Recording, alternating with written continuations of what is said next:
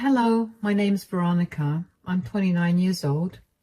I recently got divorced from my husband of 3 years, and I got to take revenge on him in the process. Today, I want to tell you all about it. Let me begin by telling you a little about myself. I grew up with a single mother. My mother, Jenny, got pregnant at a young age, and my father abandoned her when he found out that she was pregnant. My mom's family was not happy that my mom got pregnant, and so they kicked her out. My mom was forced to raise me all by herself with no support. She could not get a college degree because she had to drop out and take care of me. Since she had no degree, she could not get a proper job. She tried working various jobs, but the only one she could stick with was the job of a janitor. The company my mom worked with was kind enough to give her some downtime to take care of me as well, so my mom continued to work with them for many years. She never got promoted or anything, but she did get some pay raises. She worked that job for years because they paid her really well, and she could afford a lot of things for me. Of course, there were many days when we struggled a lot, but I always remember my mom finding a way to make the struggle seem less painful with her quirks. She never let me go hungry, and she made sure I got my education done. I worked hard throughout school and managed to get a scholarship that paid for half my tuition to a college in my city. Of course, I took it and paid the rest of college through the student loans. When I graduated, I found myself working at a great job where I slowly worked up the ranks until I was in a place where I was earning more money than I'd ever seen in my life. Of course, I tried my best to help my mother out financially after I got the job, but she refused to accept any help. She told me that she was earning more than enough to take care of herself, and she wanted me to focus on building my career to better heights. Aside from my career growth, I also was married to my husband, Eric. I had met him while I worked as a barista at a coffee shop that was close to college. He was an attractive man, and he showed interest in me, so I played along. I ended up finding out that we had a lot in common, and we ended up going out on a date. We started dating, and we were inseparable. After dating for 5 years, we decided to get married. Eric came from a pretty well-off family, so one of the funniest things to me used to be how differently we viewed things. Sometimes those views made us get into arguments, but we always compromised on things after talking about them.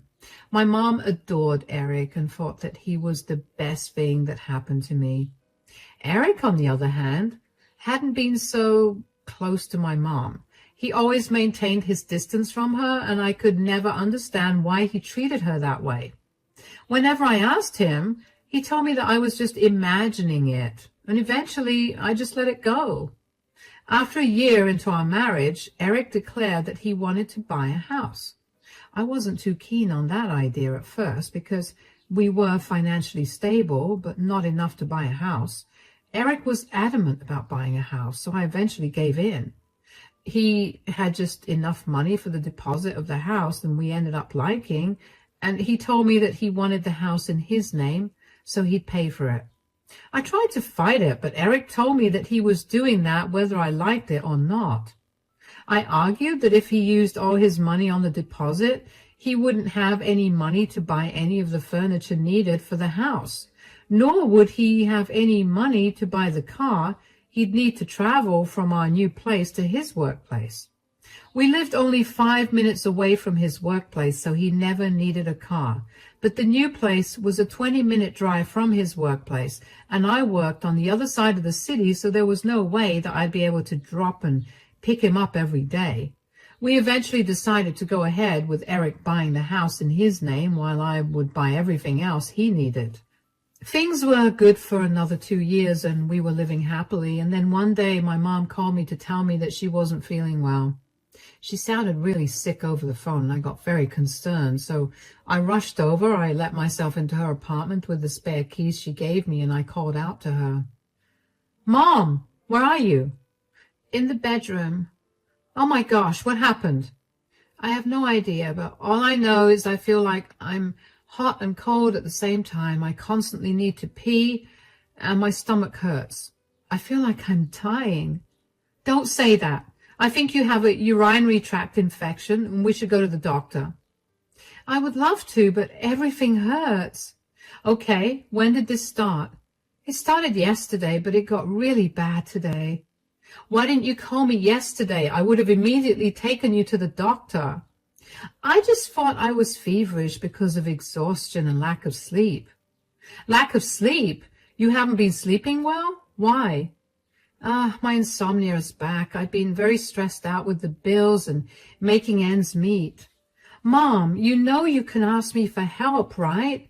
I've told you this many times. I don't want you to suffer. Sweetie, I want you to live your own life without worrying about me. I worked hard to raise you and make sure that you have a good life, and the last thing that I want is for you to end up like me. How will I end up like you? Helping me out will make you run out of your money. I couldn't save enough money for you to go to college, so I know you have those loans to pay off. You have a mortgage to pay for, and you have your own expenses. I don't want you to be financially unstable because of me. Mom, you gave me everything I've ever needed and wanted, even if that meant nothing for yourself. Helping you at worst would only mean less fun money for me, which is something I'd happily give up if that means my mother's health is good. Still, I don't want to be a burden on you. You could never be a burden. Look, let me take care of you right now. I'll run and get you some over-the-counter UTI medication to calm the symptoms down a little. When you feel a little better, we'll go to the doctor and get you some proper medication and treatment. Then you'll come to stay with me, where I'll make sure you recover properly. No, I'll stay here. I'm already troubling you like this.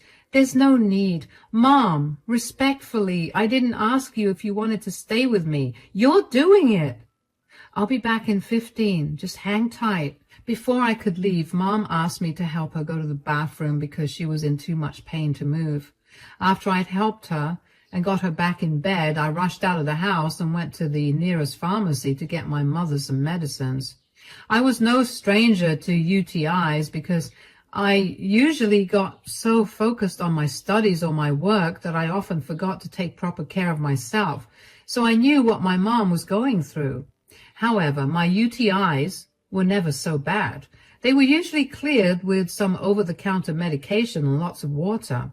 I knew that my mom's UTI was not the normal kind, not only from the symptoms she described, but also from the way she looked. She looked frail and very sick. She couldn't get out of bed to even use the washroom without my support, which she needed to do often considering her issue. When I got back, I gave her the medication and stayed by her side for 2.5 hours before she was finally feeling better enough to go to the hospital. I tried to get her to call an ambulance, but she refused because she didn't want to pay the bill for the ambulance. I tried to tell her that I would cover it for her, but she refused. I figured it would be best for me to listen to her because, believe me when I say it was a miracle that I even managed to get her to agree to go to the hospital. At the hospital, the doctor ran several tests on her that confirmed that she had a severe UTI. She was severely dehydrated, so they hooked her up on an IV and prescribed some pretty strong medicines to help her get better. When all of that was over, I carefully took my mom back home. She tried to protest living with me again, but I was not going to listen to her. I knew my mom well enough to know that she'd not take her medications at the correct times, and that would only leave her suffering for longer. If I was there, she would get better quicker. I helped my mom settle into the guest bedroom. It was dinner time, so I reheated some leftovers to give her, and when she was done, she promptly fell asleep. I quickly whipped up some dinner for Eric and me after that and waited for him to come home from work. He finally came back half an hour later. I'm home. Welcome home, darling. I'm so sorry I missed all of your calls and didn't read any of your texts. I was really busy with work today. I'm exhausted.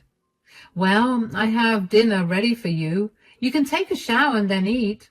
Thank you, you're the best. Wait, why did you call me so many times? Oh, yeah, my mom called me today. Oh, and?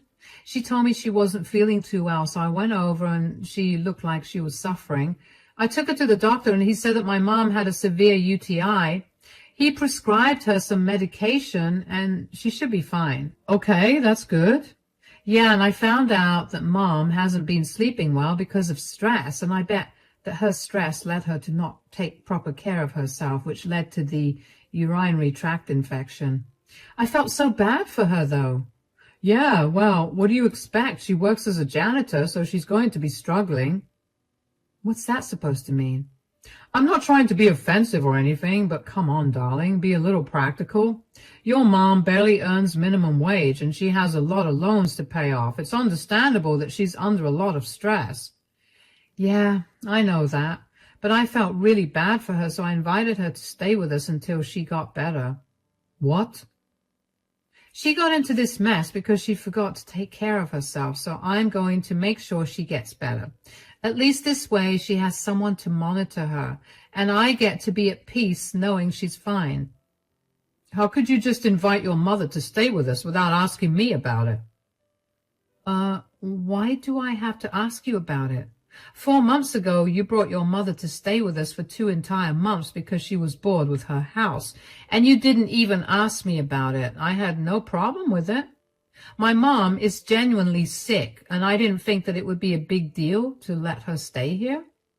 It's more than a big deal. This is unacceptable. Your mom can stay here for tonight, but she has to leave tomorrow. That's not happening. Why do you have a problem with her recovering here? My problem is that your mom is a janitor. I can't allow a low-class janitor to live here. Excuse me?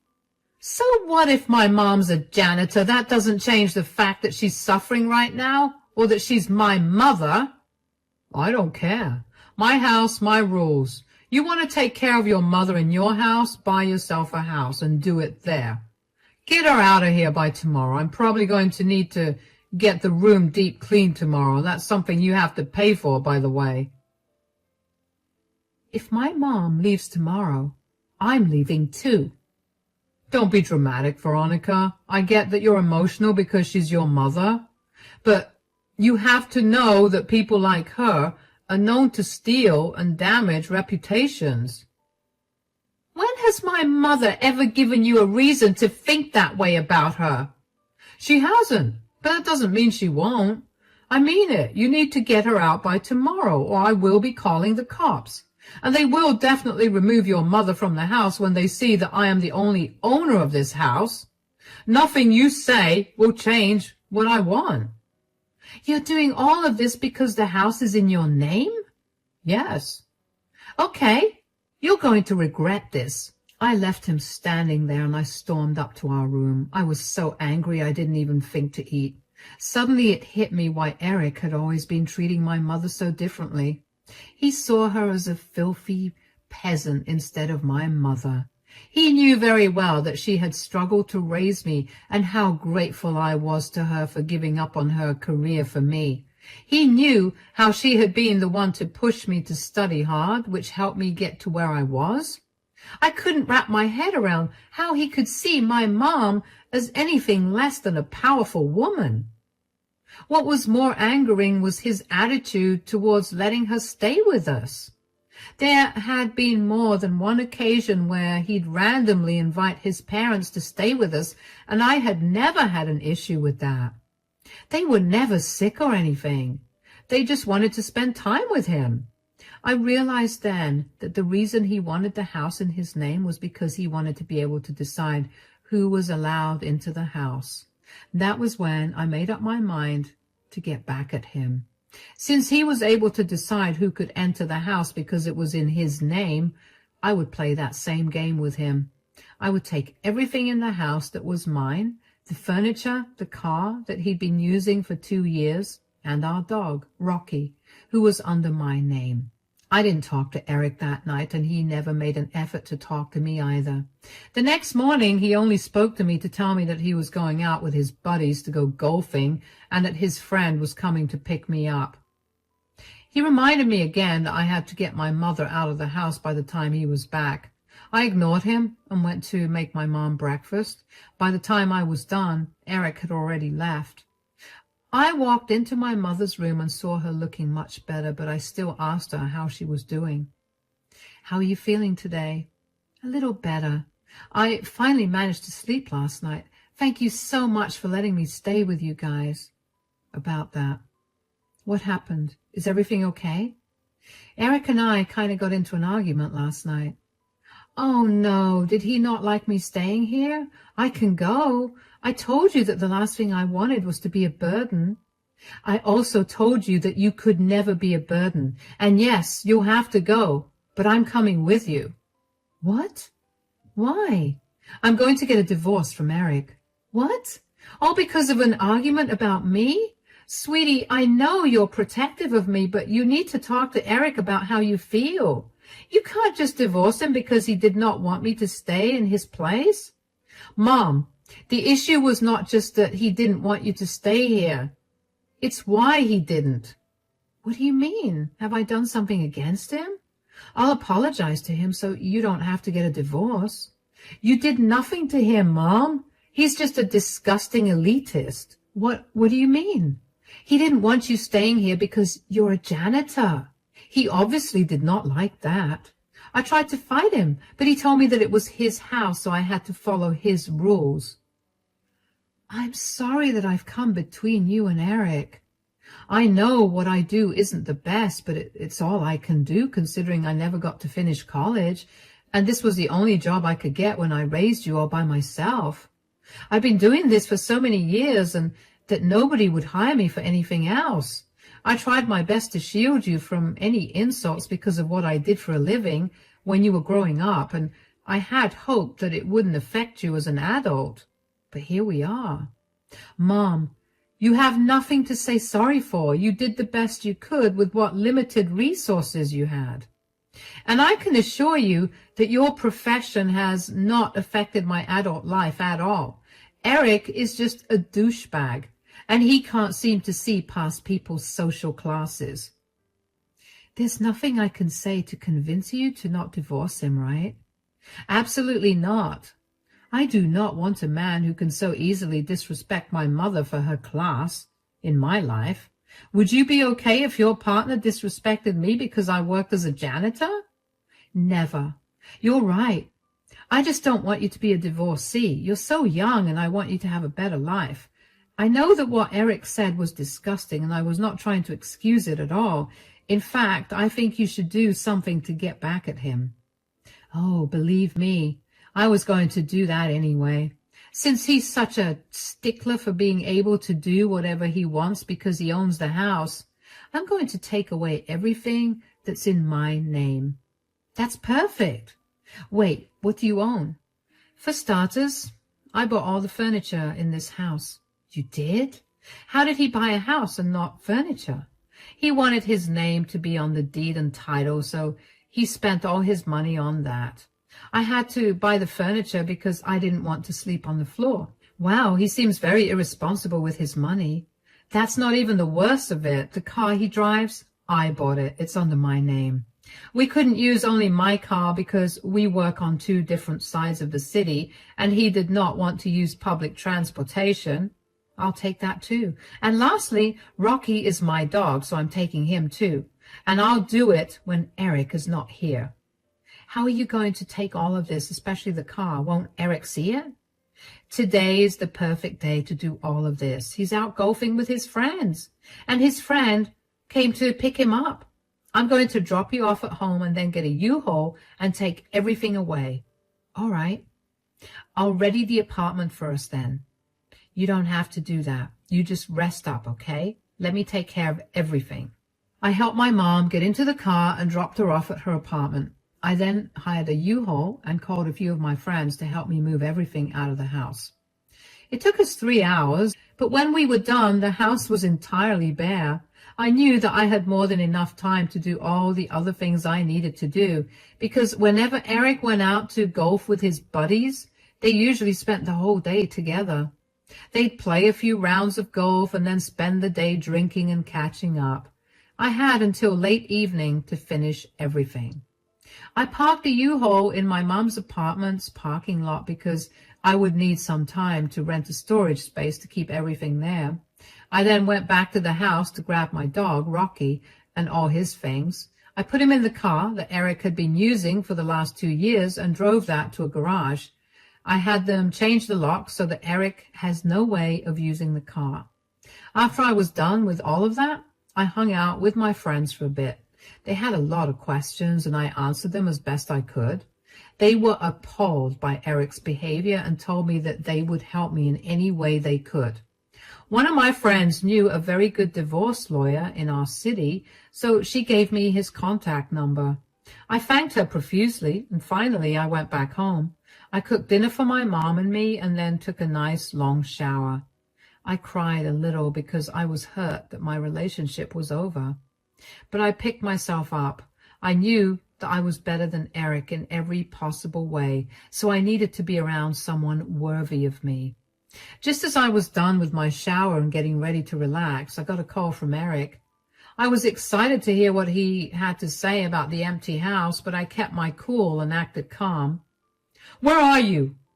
"I'm at my mom's house." "Why?" "Where's all our stuff? Where's my car? Where's Rocky?" "Oh, I took them all. I've already filed for a divorce, and you'll be served with the papers soon." "Divorce? Are you out of your mind?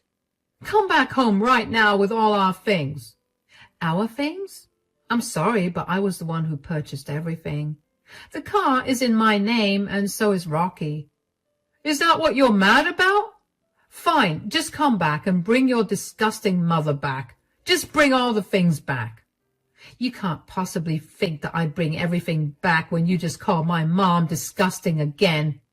"I'm sorry. Look, I grew up in a very elitist family, and it'll take me some time to unlearn my habits." "Did you not consider this habit when you met me?"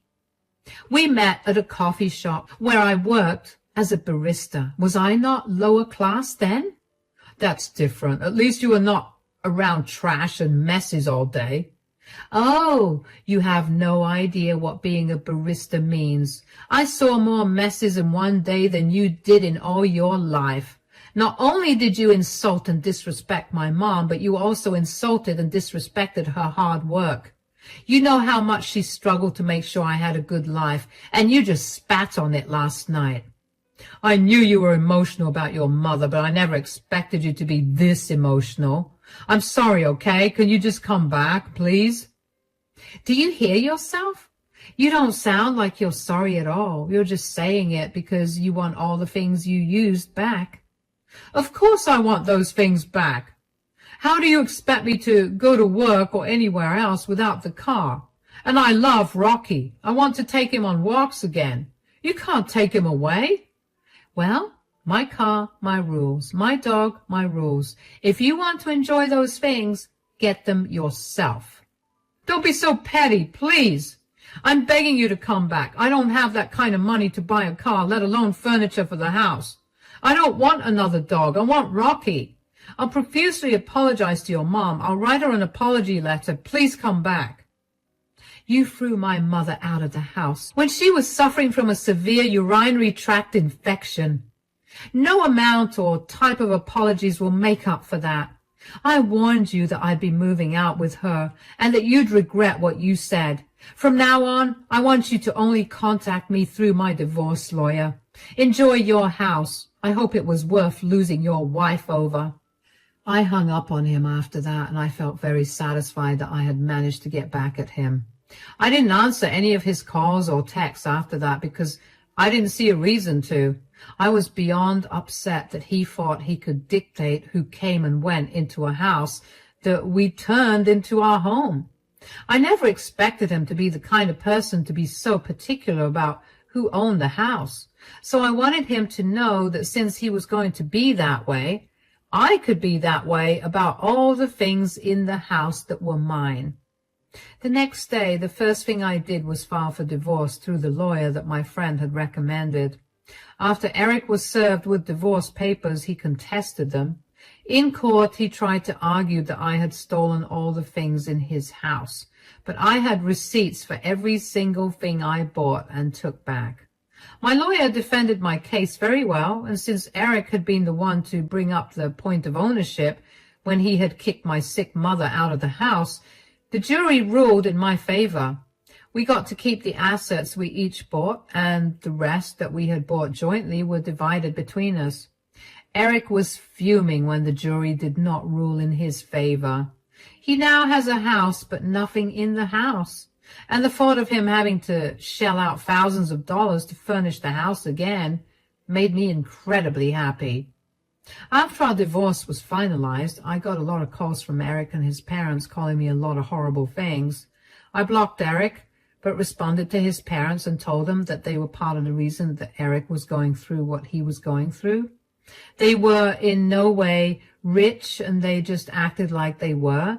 And they inculcated these elitist views into Eric's mind. It was their fault that Eric struggled with showing empathy to someone without considering their social status first. They replied with a lot of nasty things about my character and how I was the way I was because of my filthy mother. Needless to say, I blocked them, and I had never met people so judgmental, and I hope to never meet anyone like them ever again. As for my mother and I, we're doing great.